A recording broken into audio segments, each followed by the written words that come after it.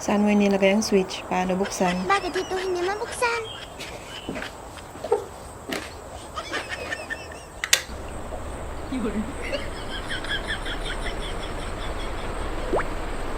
Paano isara?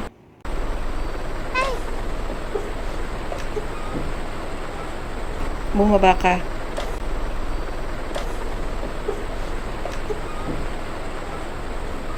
Sinong nagsabi na ilagay ng ganyan? yung yang. Sabi niya lagay ang switch doon para makatipid sa wires. Anong problema?